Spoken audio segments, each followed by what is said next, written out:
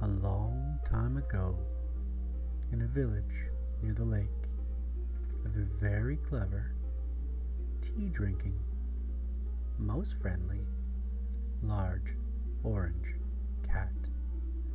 His name was Cat Sneezer. Now, I'm sure you're saying to yourself, why, Cat Sneezer is quite a curious name, isn't it? And Cat Sneezer himself would quite agree. How he ended up with that name is quite the peculiar tale itself. For you see, he wasn't always clever, and he didn't always drink tea, and he certainly wasn't always friendly with the mice. In fact, at one time, he wasn't even orange, and his name used to simply be Cat. And, like most cats, his job used to be to catch mice and eat them. As it so happened, Cat used to live around the docks by the shipping boats. The men on the boats would throw him scraps of fish they sometimes caught, keeping him with just enough food so he wouldn't go too hungry. Every time Cat caught a mouse, it was quite a bonus because it meant that he could eat well for a day. One particularly cold and wet day, Cat found himself quite hungry. He hadn't eaten all morning, and it looked like lunch was going to be scarce as well, since none of the fishing boats had come back yet. Cat walked around the town, hoping for something to eat, when a kindly old man spoke to him. "Young Cat, won't you join me for some tea and cookies?" Cat had never had tea or cookies before, and so took this as quite a treat. Once inside the old man's house, Cat found himself quite comfortable. He and the old man spoke for a long while before Cat took his leave. That night was particularly cold, and the next morning Cat once again found himself going without breakfast and beginning to catch cold. Remembering the kindness of the old man, Cat went back to see him again. The old man was quite happy to have Cat as a guest again, and Cat was becoming quite fond of having tea with him.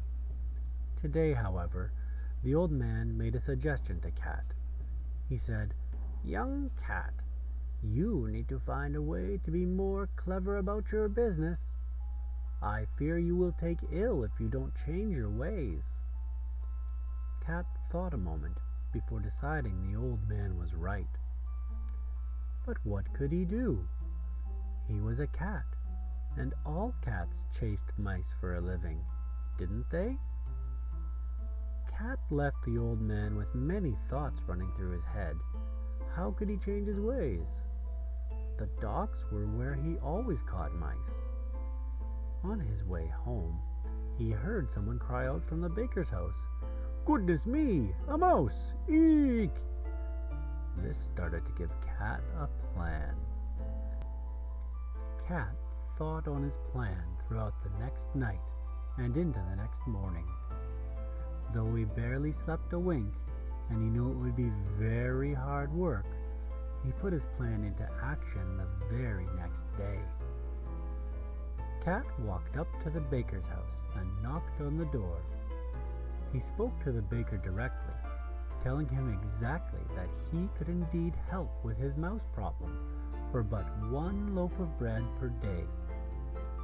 The baker was happy to have Cat offer to help, as the mice had made quite a nuisance of themselves eating his grains. The baker then invited Cat inside, which was a very good thing, as Cat's cold had started to grow just a touch worse. Once inside and warmed up, Cat made himself up a little area to sit and watch for the mice to come in. It wasn't long before a young mouse began to creep into the grain area. Quickly, Cat pounced on him, yelling, "Gotcha!" followed by a sneeze. "Bless you, Sir Cat," said the mouse, while shaking with fear. "Please don't eat me. I only wish food for myself and my family." Cat explained to the mouse that he wasn't going to eat him if he would gather all the mice in the area in the alley behind the baker's shop by nightfall. The little mouse agreed quickly and ran off. Cat then went to the baker and collected his loaf of bread from him, as he was very grateful not to have any mice in the shop. Later, as evening fell, Cat made his way to the alley behind the baker's shop. Gathered there was all the mice from the surrounding areas. Cat stood atop a barrel in the alley and addressed the crowd of them. "Dear mice, I know you all want to eat well. I understand. I too have gone hungry many times. I have a plan that will help us all eat well.